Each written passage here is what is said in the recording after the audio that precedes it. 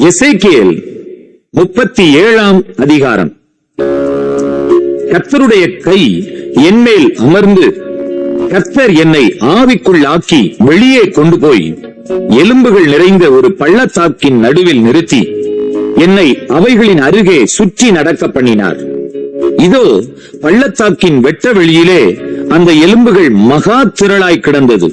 அவைகள் மிகவும் உலர்ந்ததுமாயிருந்தது. அவர் என்னை நோக்கி, மனுபுத்திரனே, இந்த எலும்புகள் உயிரடையுமா என்று கேட்டார். அதற்கு நான், கர்த்தராகிய ஆண்டவரே, தேவரீர் அதை அறிவீர் என்றேன். அப்பொழுது அவர், நீ இந்த எலும்புகளை குறித்து தீர்க்க தரிசனம் உரைத்து அவைகளை பார்த்து சொல்ல வேண்டியது என்னவென்றால், உலர்ந்த எலும்புகளே, கர்த்தருடைய வார்த்தையை கேளுங்கள். கர்த்தராகிய ஆண்டவர் இந்த எலும்புகளை நோக்கி, இதோ நான் உங்களுக்குள் ஆவியை பிரவேசிக்க பண்ணுவேன், அப்பொழுது உயிரடைவீர்கள். நான் உங்கள் மேல் நரம்புகளை சேர்த்து உங்கள் மேல் மாம்சத்தை உண்டாக்கி உங்களை தோலினால் மூடி உங்களில் ஆவியை கட்டளையிடுவேன். அப்பொழுது நீங்கள் உயிரடைந்து நான் கர்த்தர் என்று அறிந்து கொள்வீர்கள் என்று உரைக்கிறார் என்று சொல் என்றார். எனக்கு கட்டளையிட்டபடியே நான் தீர்க்க தரிசனம் உரைத்தேன். நான் தீர்க்க தரிசனம் உரைக்கையில் ஒரு இரைச்சல் உண்டாயிற்று. இதோ அசைவு உண்டாகி ஒவ்வொரு எலும்பும் தன் தன் எலும்போடே சேர்ந்து கொண்டது. நான் பார்த்து கொண்டிருக்கையில் இதோ அவைகள் மேல் நரம்புகளும் மாம்சமும் உண்டாயிற்று. மேற்புறம் எங்கும் தோலினால் மூடப்பட்டது, ஆனாலும் அவைகளில் ஆவி இல்லாதிருந்தது. அப்பொழுது அவர் என்னை பார்த்து, நீ ஆவியை நோக்கி தீர்க்க தரிசனம் உரை. மனுபுத்திரனே, நீ தீர்க்க தரிசனம் உரைத்து ஆவியை நோக்கி, கர்த்தராகிய ஆண்டவர் உரைக்கிறது என்னவென்றால், ஆவியே, நீ காற்று திசை 4லும் இருந்து வந்து கொலையுண்ட இவர்கள் உயிரடையும்படிக்கு இவர்கள் மேல் ஊது என்கிறார் என்று சொல் என்றார். எனக்கு கற்பிக்கப்பட்டபடி நான் தீர்க்க தரிசனம் உரைத்தேன். அப்பொழுது ஆவி அவர்களுக்குள் பிரவேசிக்க அவர்கள் உயிரடைந்து காலூன்றி மகா பெரிய சேனையாய் நின்றார்கள். அப்பொழுது அவர் என்னை நோக்கி, மனுபுத்திரனே, இந்த எலும்புகள் இஸ்ரவேல் வம்சத்தார் அனைவருமே. இதோ அவர்கள், எங்கள் எலும்புகள் உலர்ந்து போயிற்று, எங்கள் நம்பிக்கை அற்று போயிற்று, நாங்கள் அறுப்புண்டு போகிறோம் என்கிறார்கள்.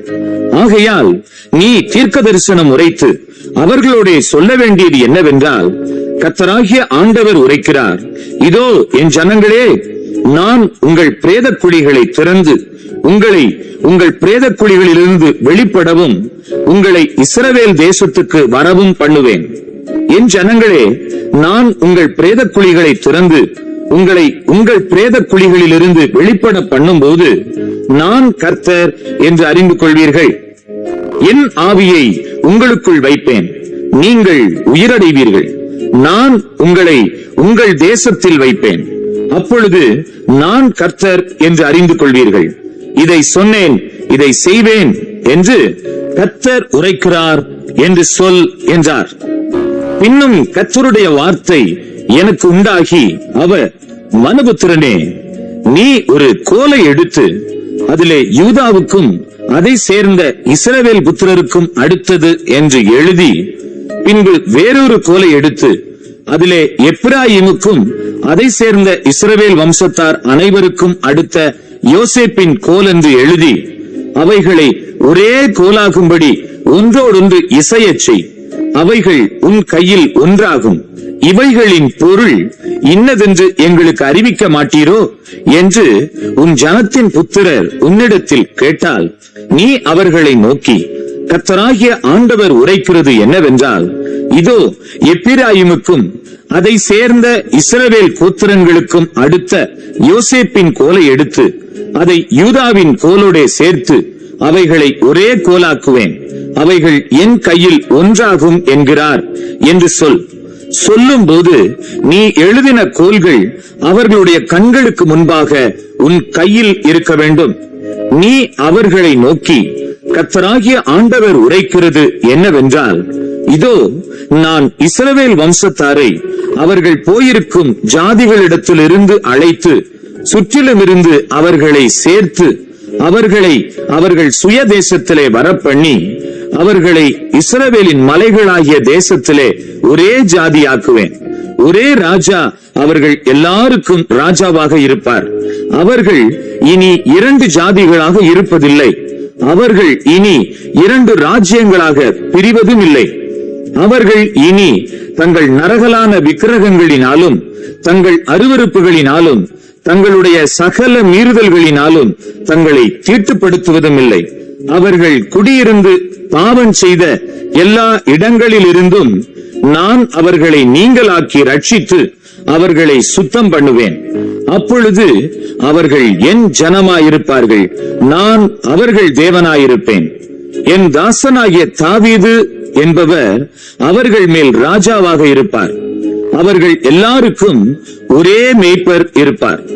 அப்பொழுது அவர்கள் என் நியாயங்களில் நடந்து என் கட்டளைகளை கைக்கொண்டு அவைகளின்படியே செய்து நான் என் தாசனாகிய யாக்கோபுக்கு கொடுத்ததும் உங்கள் பிதாக்கள் குடியிருந்ததுமான தேசத்திலே குடியிருப்பார்கள். அவர்களும் அவர்கள் பிள்ளைகளும் அவர்களுடைய பிள்ளைகளின் பிள்ளைகளும் அதிலே என்றென்றைக்கும் குடியிருப்பார்கள். என் தாசனாகிய தாவீது என்பவர் என்றென்றைக்கும் அவர்களுக்கு அதிபதியாயிருப்பார். நான் அவர்களோட சமாதான உடன்படிக்கை செய்வேன். அது அவர்களுக்கு நித்திய உடன்படிக்கையாயிருக்கும். நான் அவர்களை நிலைப்படுத்தி அவர்களை வர்த்திக்க பண்ணி அவர்கள் நடுவிலே என் பரிசுத்த ஸ்தலத்தை என்றென்றைக்கும் ஸ்தாபிப்பேன். என் வாசஸ்தலம் அவர்களிடத்தில் இருக்கும். நான் அவர்கள் தேவனாயிருப்பேன், அவர்கள் என் ஜனமாயிருப்பார்கள். அப்படியே என் பரிசுத்த ஸ்தலம் அவர்கள் நடுவிலே என்றென்றைக்கும் இருக்கும் போது நான் இஸ்ரவேலை பரிசுத்தம் பண்ணுகிற கர்த்தர் என்று ஜாதிகள் அறிந்து கொள்வார்கள் என்கிறார் என்று சொல் என்றார்.